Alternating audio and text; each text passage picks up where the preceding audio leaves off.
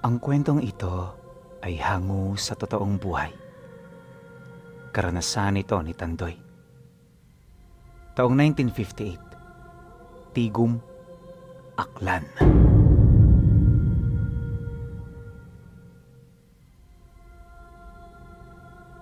Noong mga panahong ito, isang simpleng manggagawa lang si Tandoy.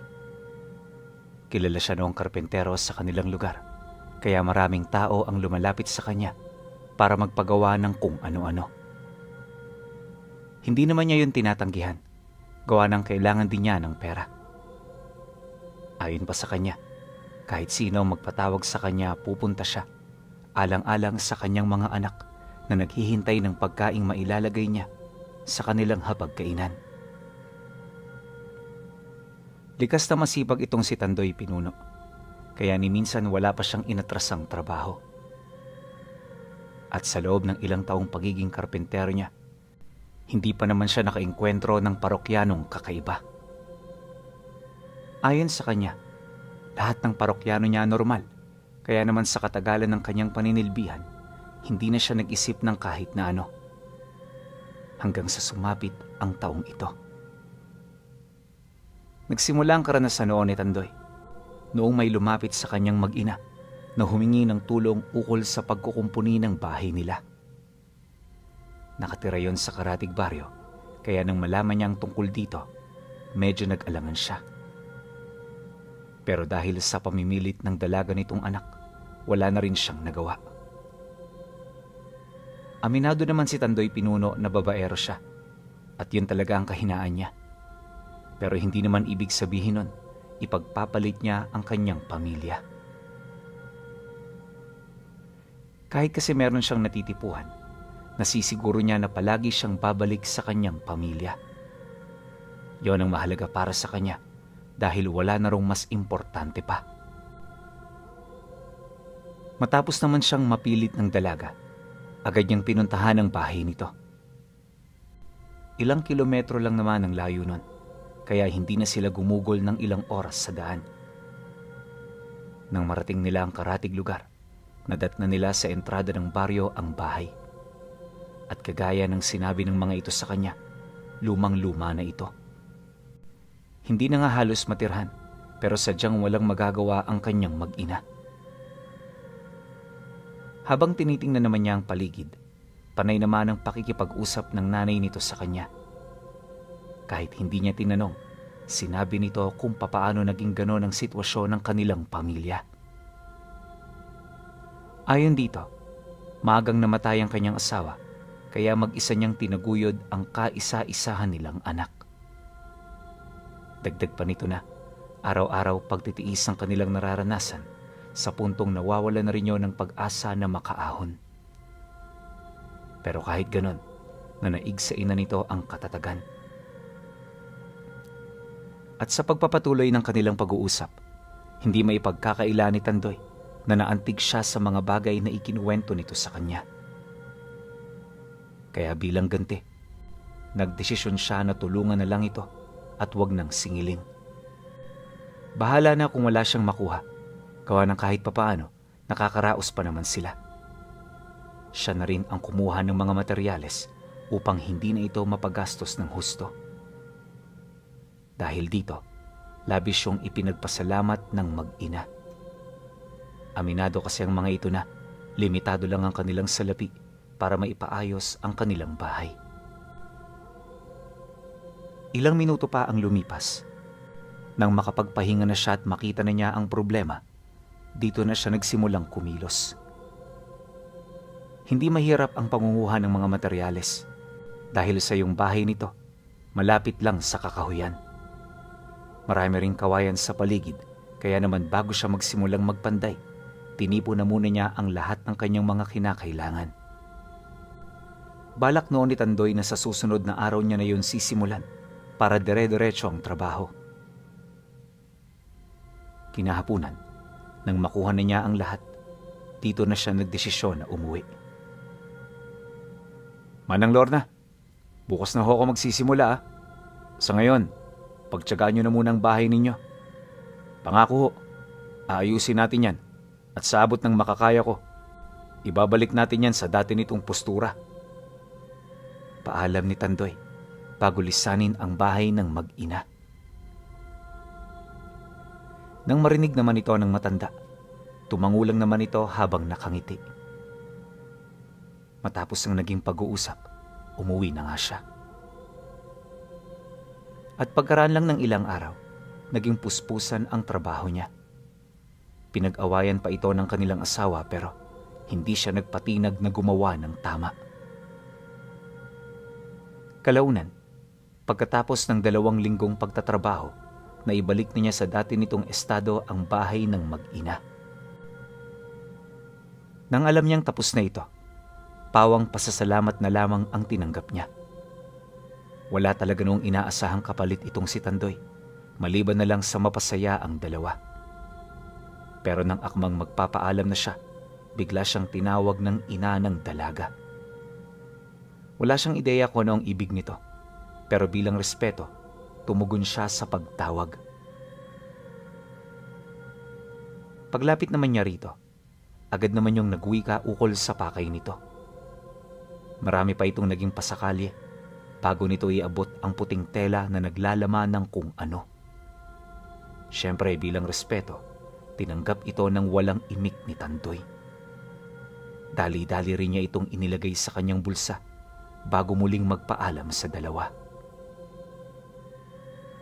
Basta, kung meron akong nakaligtaan o kung meron man akong kulang sa gawa ko, huwag kayong mahiyang puntahan ako ha. Nandun lang ako palagi sa bahay, lalo na kapag Sabado at Linggo.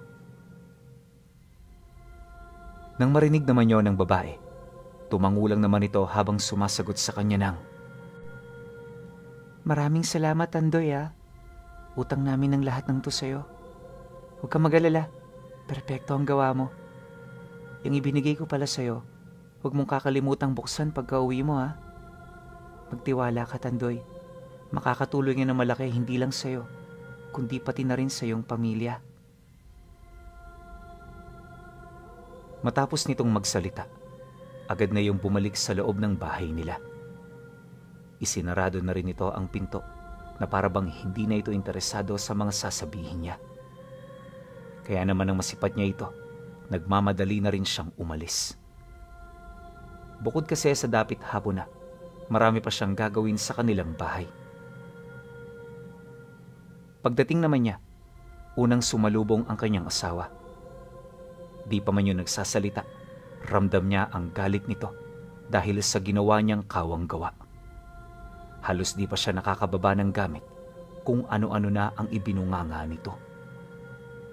Marami itong sinabi na hindi niya nagustuhan, pero dahil sa siya ang may kasalanan, minabuti niya na manahimik. Bukod kasi sa pagod na siya, umiiwas siya sa mga bagay na maaaring ikakagalit niya. Basta ang huli niyang sinabi, babawi siya sa mga susunod na araw. Di pa man kasi tapos ang trabaho niya sa mag-ina, may mga parokyano nang naghihintay sa kanya. Nang marinig naman yon ng kanyang asawa, hindi na yon nagsalita pa. Dala ng pagtatampo, di niya na kinaharap ang mga ito sa hapagkainan. At pagsapit ng gabi, nanatili siyang mag-isa sa loob ng kwarto nila habang pilit na pinag-iisipan ang mga sinabi ng babae. Maya-maya pa, nang wala na siyang magawa, kinuha niya ang ibinigay nito para tingnan kung ano ang laman. Sa puntong yon, medyo kabado na itong si Tandoy, gawa ng maaaring ito ang pagmula ng away nilang mag-asawa sa oras na matuklasan nito ang kung anumang hawak niya. Gayunpaman sa kabila ng ganoong posibilidad, minarapat niyang makipagsapalaran. Di na rin siya nag-isip ng kahit na ano habang inaalis niya ang puting tela na nakabalot dito. Nang maalis niya ito, laking gulat na lamang niya nang makita niya ang isang medalyon na halos kakulay ng uling.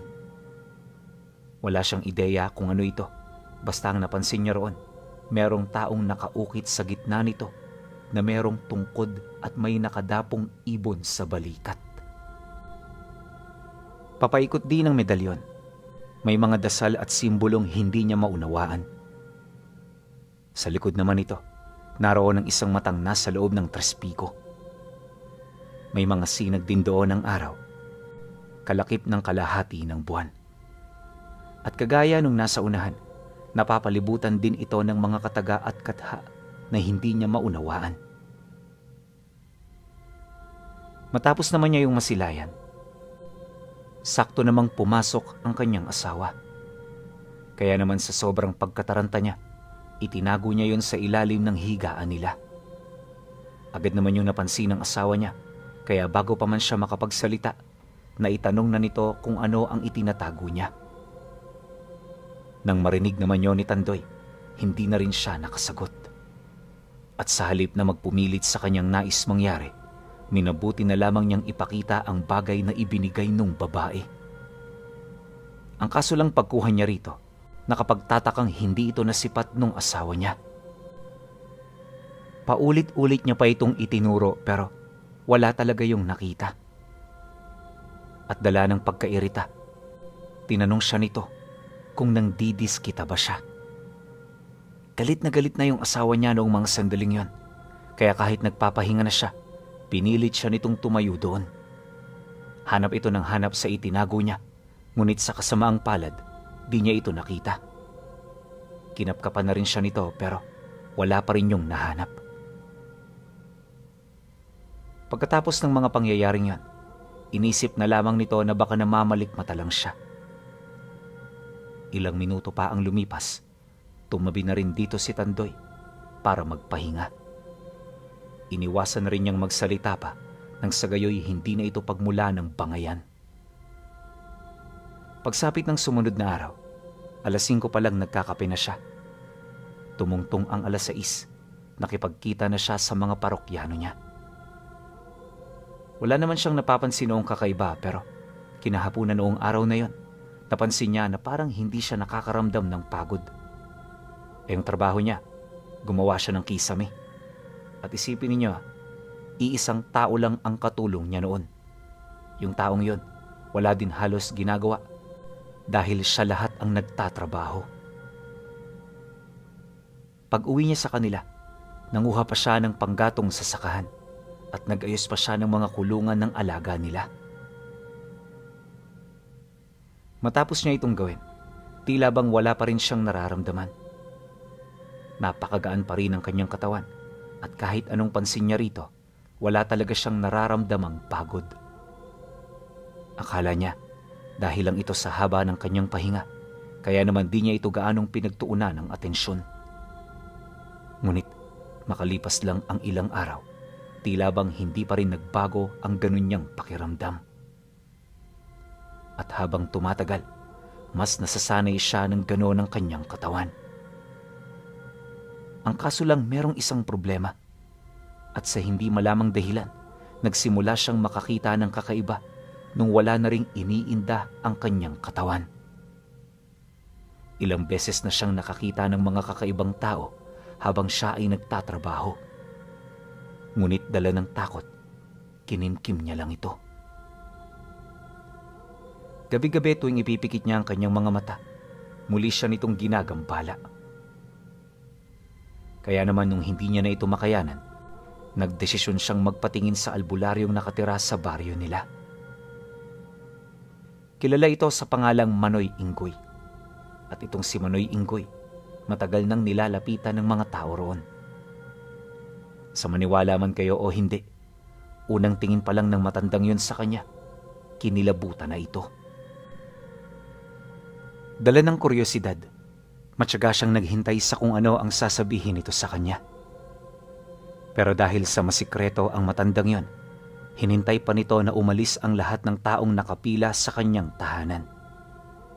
Dahilan para abutan siya roon ng hapon. Ngunit sa kabila nun, hindi siya nag-alala. Siya ang may kailangan, kaya obligado siyang sumunod sa nais nitong mangyari. Maya-maya pa, nang silang dalawa na lang ang nasa loob, agad nitong pinakuha sa kanya yung medalyon na hindi nakikita ng kahit na sino. Palagi itong dala-dala ni Tandoy. Gawa ng ayon sa kanya, hindi niya yon maiwan-iwan. Ilang beses niya na yung nakalimutan pero Kapag kinakapa niya ito sa kanyang bulsa, palagi itong naroon. Kaya magmula nun, napagtanto niya na hindi na siya lulubayan ng kargang yun. Pagsilay naman dito ng matanda, napakuha yun ng salamin upang masilayan niya ito ng klaro. Malabo na kasi ang mga mata nito, kaya hindi na yun gaanong makaaninag ng malapitan. Habang sinisiyasat naman yun ng matanda, napapansin niya na nanginginig ang kamay nito. Yun bang parang hindi ito komportable sa kung ano ang hawak nito. Manoy Inggoy, nalipasan ho ba kayo ng gutom? Kanina pa kasi nanginginig ang kamay niyo eh. Hindi niyo ho masisipat yan ng maigi kung panay ang paggalaw niyan. Gusto niyo ho, ako na lang ang hahawak?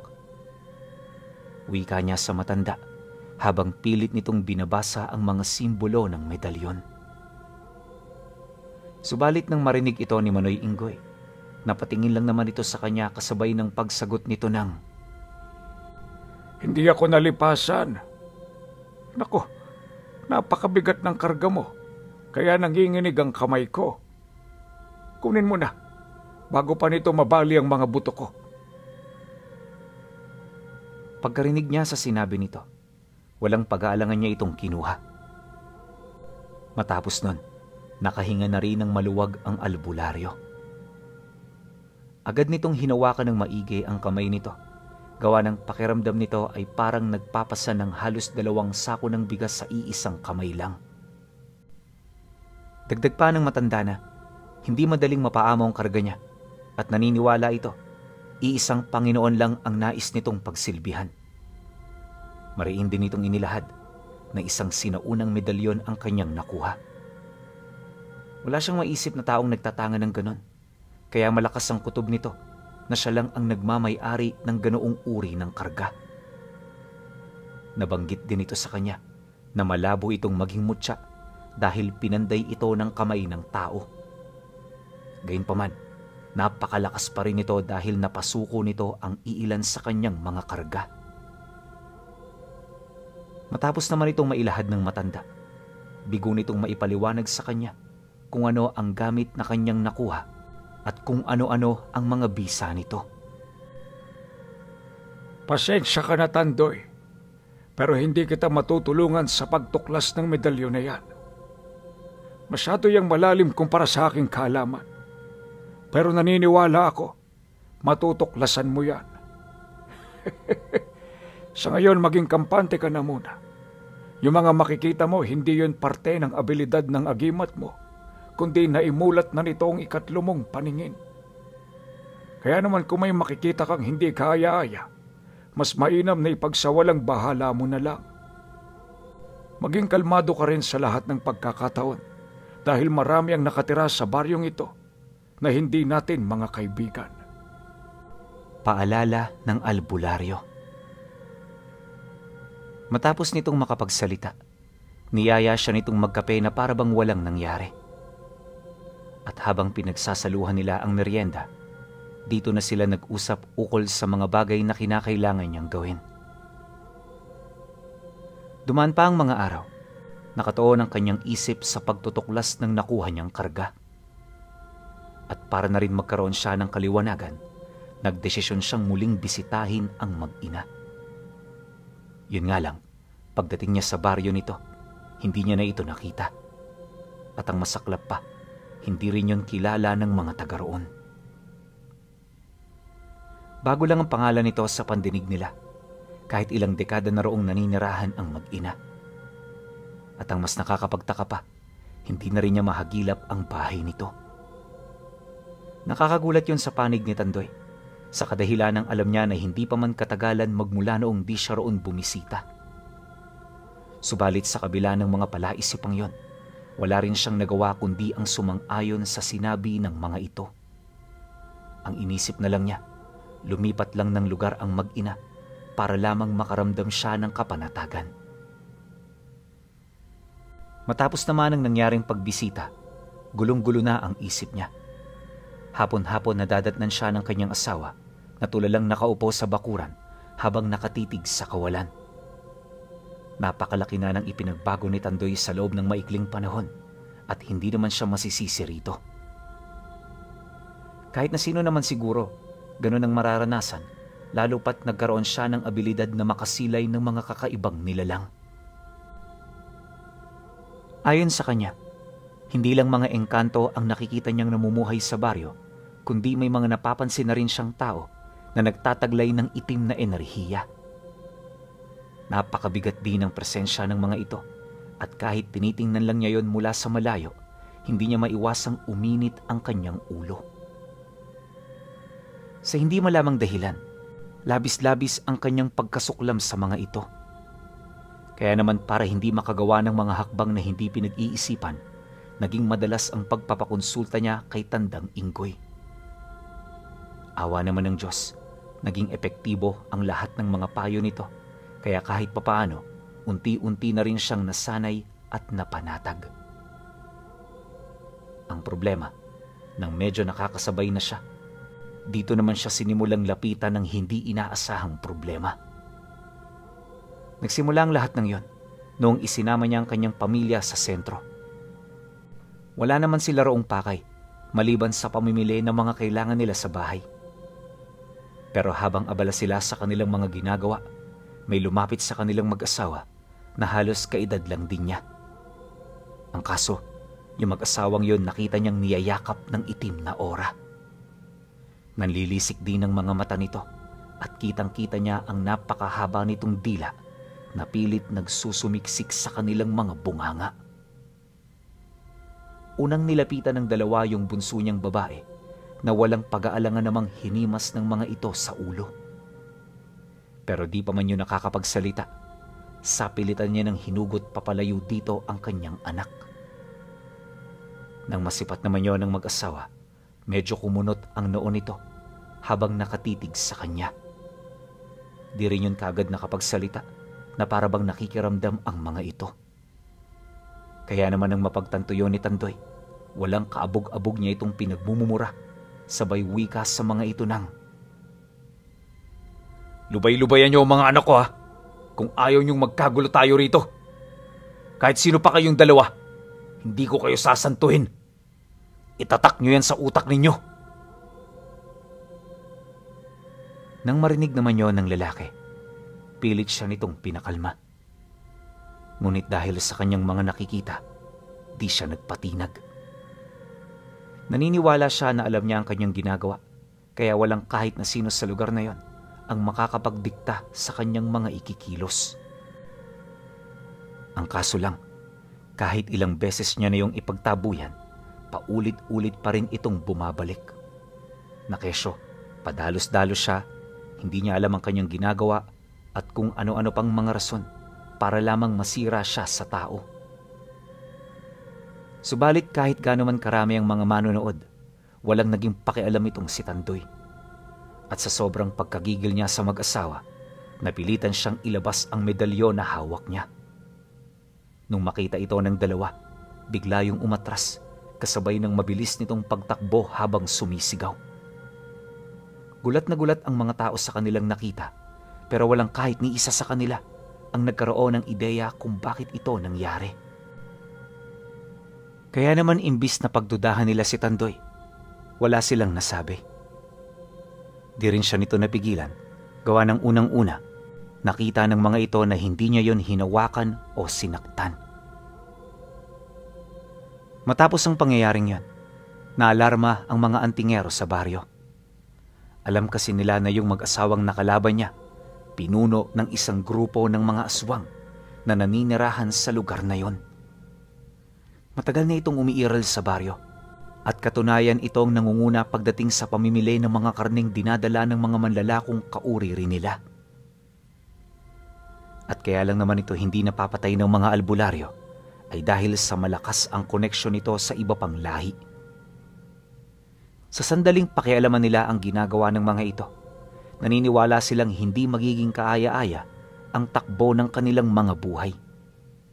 Kaya naman kahit mali ang ginagawa ng mga nilalang na yon, marami sa mga taong nagtatangan ng aral ng kanan ang nagbubulag-bulagan. Hindi naman yun masisisi ni Tandoy dahil kagaya niya, alam niya na mas mahalaga pa rin ang kaligtasan ng mga pamilya nila. Kinagabihan, habang naghahapunan sila, may kumatok sa pinto. Hindi ito kagad nagpakilala, kaya naman marahan niya itong nilapitan para tanungin. Nang marinig naman ng mga panauhin ang kanyang tinig, hindi naman ito nagdalawang isip na magpakilala sa kanya. Pagkarinig niya na kasama ito ni Lolo Ingoy, agad niyang binuksan ang pinto. Pagsilay naman niya rito, bumungad sa kanya ang 5 kalalakihan na purong mga antingero. Matagal na itong kilala sa kanilang lugar, kaya nang masipat niya itong magkakasama, medyo kinilabutan siya. Dala ng pagkagalak, agad naman niya itong pinapasok upang sila'y magkausap. Inaasahan niya na meron itong magandang dalang balita, ngunit nang mailahad na nito ang pakay nila, nanindig ang mga balahibo niya. Ayon sa mga antingerong pumunta, patay na umano yung mag-asawang nakaalitan niya. At base sa mga kasamahan nito, naglaslas ito ng dibdib hanggang sa mahugot na nito ang kani-kanilang mga puso. Malabong gawin ito ng mag-asawa dahil hindi ito basta-bastang napapasuko ng kung sino lang. Kaya kung ano man ang kanyang ginawa, pinaniniwalaan ng mga aswang na natalo niya ang mga poder nito na siyang naging daan para mawala ito sa kanilang mga sariling kaisipan.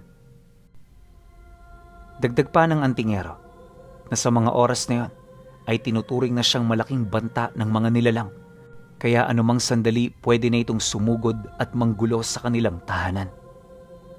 Nasisiguro rin ng mga ito na uunahin ito ang kanyang pamilya dahil yon ang malimit na kilos ng mga nilalang para mapaslang ang mga kalaban nila. Yun din ang rason kung bakit bumisita ang mga ito ng 10 oras. Gusto naming makatulong sa problema mo, Tandoy. Alam namin na ikaw ang aming pag-asa para mapalaya ang lugar na ito mula sa mga kamay nila. Nasabi na rin ni Tandang Ingoy ang lahat, kaya wala ka nang dapat na ipaliwanag. Ang pinakamaganda mong gagawin, tulungan mo kami para maprotektahan natin ang iyong pamilya. Wika nung albularyong nagpaliwanag sa kanya. Nang marinig niya ang sinabi nito, walang pagdadalawang isip siyang sumang-ayon. Alam niya na paborito sa kanya, kaya hindi siya nangahas na tanggihan ng alok ng mga ito. Matapos ang naging pag-uusap, tumahimik ang buong paligid. Ayon sa kanya, mula sa malayo aakalain mong napakapayapa ng bahay nila, pero sa loob nito palihim na naghihintay at naghahanda ang mga kasamahan niyang albularyo. 2 oras bago sumapit ang hating gabi, dito na nagsimula ang pagpaparamdam ng mga nilalang. Para itong dilubyong dumaan sa bubong ng bahay niya na siya namang nagbigay ng matinding takot para sa kanyang pamilya. At sa loob ng kalahating oras na pagpaparamdam, dito na napilitan ang mga antingero na umihip ng dasal sa hangin. Ang problema, dahil sa dami ng mga ito, wala rin yung naging epekto. Sa puntong yon, ramdam na ni Tandoy na madadarag na nito ang bubong ng bahay nila, kaya naman di na siya nag-alangan pang kumilos. Walang sabi-sabi, nagdesisyon siyang lumabas na ang tanging pinanghahawakan lamang ay ang pananalig sa kanyang karga. Nang marinig naman yon ng mga antingero, agad siyang binalaan ng mga ito, pero hindi siya nagpatinag. Malakas kasi ang kanyang kutob na alam niya ang kanyang ginagawa. Kaya naman nang hindi na nito napabago ang kanyang desisyon, wala yung nagawa kundi siya ay hayaan. Pagsang-ayon ng mga ito sa kanyang plano, dali-dali naman siyang lumabas bitbit ang kanyang medalyon. Nang marating niya ang bakuran ng bahay, dito niya nakita ang napakaraming aswang na pumapalibot sa kanya. Siya ang naging sentro ng mga ito, pagpapakita ng matinding galit nila at puot. Habang patuloy niya yung pinagmamasdan, mahigpit siyang napakapit sa kanyang agimat. Maya-maya pa, bigla na lamang niyang naramdaman ang pagtigil ng oras kasabay ng mga bulong na dumapo sa kanyang isipan. May mga usalitong pinapasambit sa kanya na kaagad naman niyang ginawa. At nung masambit niya ang mga usal na yon, lahat ng aswang na pumapalibot sa kanya, bigla na lamang may lumabas na puting usok sa kanilang mga katawan. Sa isang iglap, nagsigawan ng mga ito na parabang humihingi ng tulong. Hindi na rin siya ang naging sentro ng kanilang pag-atake, gawa ng habang tumatagal mas pinipili ng mga itong dumistansya sa kanyang pamamahay. Ilang minuto pa ang lumipas, napilitan ng maghiwa-hiwalay ang mga nilalang, hanggang sa mapagtanto niya na gusto lang pala ng mga itong tumakas. Paglaho nito sa kanyang paningin, mabilis na bumalik ang katahimikan sa paligid. Gulat na gulat man si Tandoy sa mga nangyari, labis pa rin ang kanyang pasasalamat dahil sa hindi siya napahamak. Maya-maya pa, nang mapansin ito ng mga manggagamot, nagsilabasan na rin ang mga ito. Di rin ito maiwasang magtanong sa kanya, ngunit dahil sa kawalan niya ng ideya, hindi niya napagbigyan ng mga nais nitong malaman. Nare-respeto naman yon ng mga antingero, kaya naman di na ito nangulit. Magmula noon pinuno, hindi na sila dinalaw ng mga nilalang na nasa panig ng kaliwa. Marami ang nagtaka noon sa pangyayaring yon, pero ni isa sa kanila hindi ito nahanapan ng kasagutan. Di naman yun gaanong pinansin ni Tandoy, sa kadahilan ng hindi niya yun problema. Basta ang sa kanya, nagpapasalamat siya dahil hindi na naulit pa ang nakakakilabot na karanasan niya. Magpahanggang sa ngayon pinuno, nananatili pa ring palaisipan at misteryo para sa kanyang mga mahal sa buhay ang bisa at silbi ng naiwang makapangyarihang medalyon ni Tandoy.